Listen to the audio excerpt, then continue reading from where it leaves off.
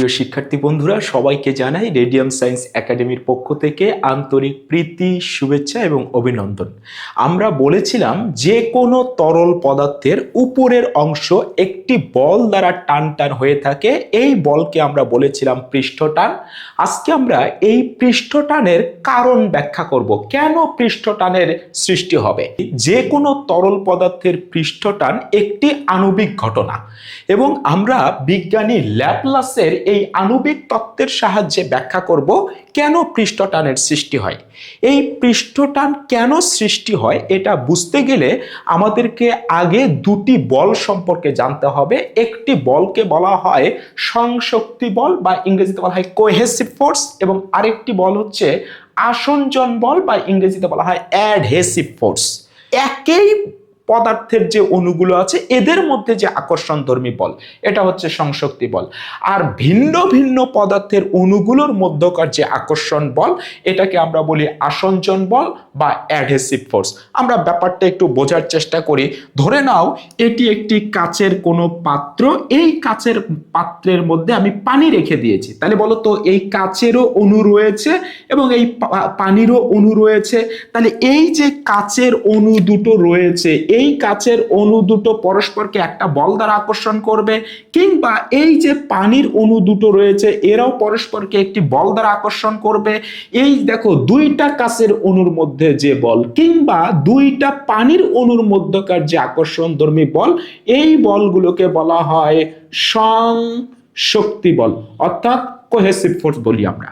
কিন্তু এই যে একটা পানির অণু এবং এই যে আরেকটি কাচের অণু, এদের মধ্যেও তো একটা আকর্ষণধর্মী বল রয়েছে, অর্থাৎ ভিন্ন ভিন্ন পদার্থের যে অণু রয়েছে, কাচের অণু, পানির অণু, এদের মধ্যকার যে আকর্ষণধর্মী বল, এই বলকে আমরা বলি আসঞ্জন বল বা এটাকে আমরা বলি অ্যাডহেসিভ ফোর্স। এই একই পদার্থের অণুগুলো যত কাছাকাছি থাকবে তাদের মধ্যকার সংশক্তি বলের মান বেশি, এবং অণুগুলো যত দূরে যাবে এই সংশক্তি বলের মান, এই আকর্ষণধর্মী সংশক্তি বলের মান কিন্তু তত কমতে থাকে। এই পানির ভেতরে পানির অসংখ্য অণু রয়েছে।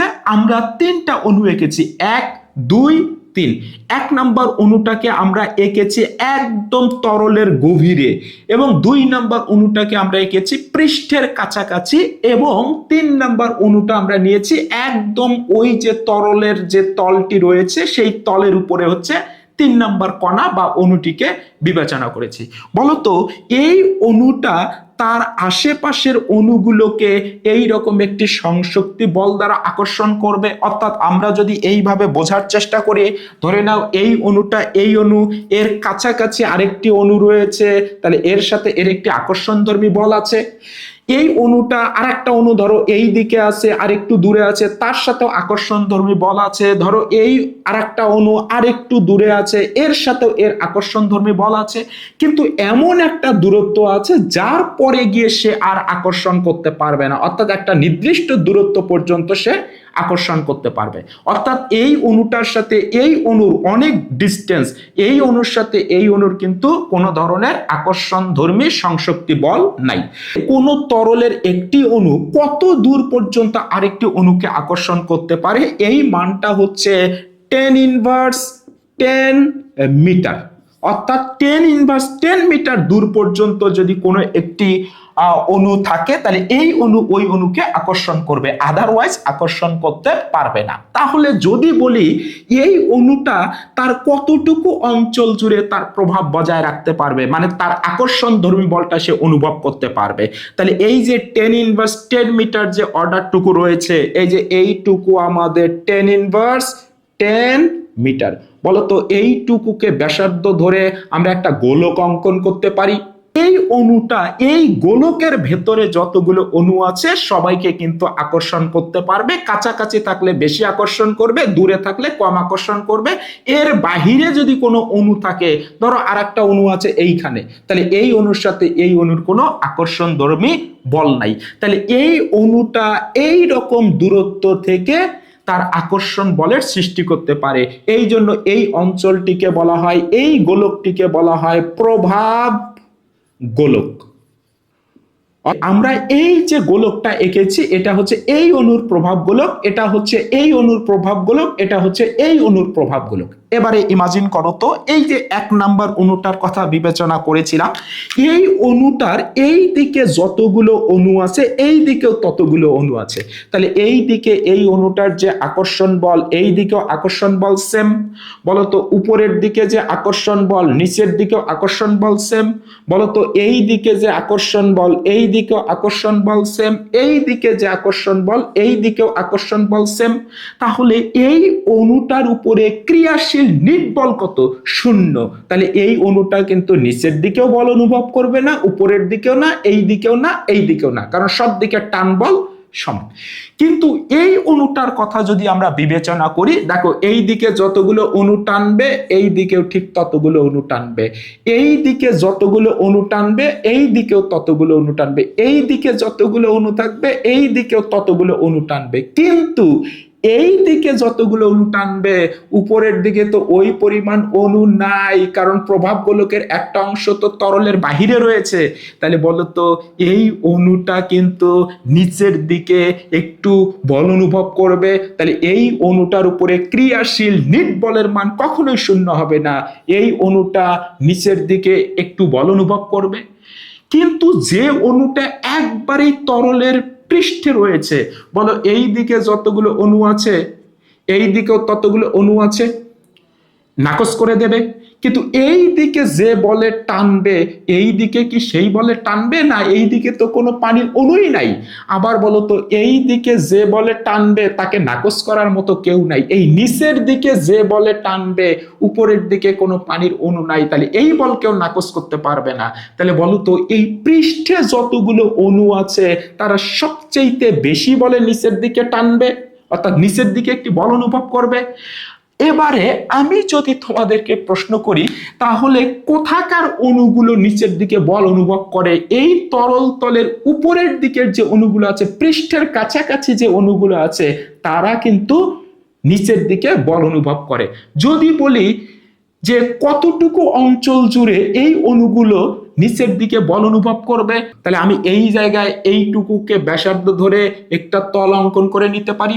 এই এ বি সি ডি, অর্থাৎ এই যে তলটি আমার রয়েছে এই তলের মধ্যে যতগুলো অণু রয়েছে এই সমস্ত অণুগুলো কিন্তু নিচের দিকে একটা বল অনুভব করবে। তবে হ্যাঁ, কেউ বেশি বল অনুভব করবে, কেউ কম বল অনুভব করবে। বলতো যে অণুটা এইখানে রয়েছে সে কম বল অনুভব করবে, যেটা তার একটু উপরে রয়েছে এটা বেশি বল অনুভব করবে, যে আরো একটু উপরে রয়েছে সে বেশি বল অনুভব করবে, যে অণুটা পৃষ্ঠে রয়েছে সেটা সবচেয়ে বেশি বল অনুভব করবে। তাহলে এই অণুগুলো এই তলের উপরে যতগুলো অণু আছে সবাই নিচের দিকে একটি বল অনুভব করবে।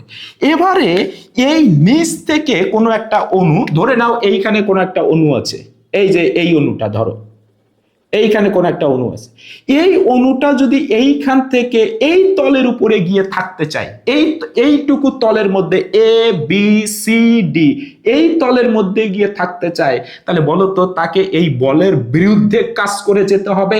তাহলে এই অণুটা একটা কাজ করে, কাজ সম্পাদন করে এই তলের মধ্যে গিয়ে অবস্থান করবে। বলো যতটুকু কাজ সম্পাদন করবে ততটুকুই তার মধ্যে বিভব শক্তি আকারে জমা থাকবে। তার মানে এই এ বি সি ডি এই তলের মধ্যে যতগুলো অণু রয়েছে সবার কিন্তু বিভব শক্তি বেশি, বিভব শক্তির মান বেশি, অর্থাৎ বেশি বিভব শক্তি নিয়ে এই তলের মধ্যে তাকে অবস্থান করতে হবে। কিন্তু আমরা কি জানি যে সবাই চায় কম বিভব শক্তি নিয়ে থাকতে, এরাও চাইবে কম বিভব শক্তি নিয়ে থাকতে। তাহলে এরা কি করবে? তাদের বিভব শক্তির মান কমাতে চাইবে। তাহলে বিভব শক্তি কিভাবে কমানো যায় বলতো? পৃষ্ঠের ক্ষেত্রফল কমালে বিভব শক্তির মান কম হয়, তখন এই অণুগুলো তার ক্ষেত্রফল কমাতে চাইবে। তো ক্ষেত্রফল যদি কমাতে চায় মানে সংকুচিত হতে চায়, তখন এই যে তলটা রয়েছে এই তলের উপরে একটা টান পড়বে, আর টান পড়লেই এই পৃষ্ঠটানের সৃষ্টি হবে। তাহলে পৃষ্ঠটান সবসময় কি করতে চায়? কোনো মুক্ত তরল তলের ক্ষেত্রফলকে কমাতে চায়।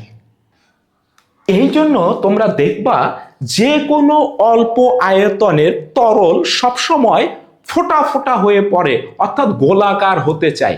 যেমন বৃষ্টির ফোঁটা গোলাকার হয়, পারদের ফোঁটা গোলাকার হয়, ওই যে স্যালাইন থেকে যে ফোঁটা পড়ে সেটা গোলাকার হয়ে পড়ে। অর্থাৎ অল্প আয়তনের যে কোনো তরল সবসময় ফোঁটা ফোঁটা আকার ধারণ করে, গোলাকার আকার ধারণ করতে চায়। বলতো কেন সবাই গোলাকার আকার ধারণ করে?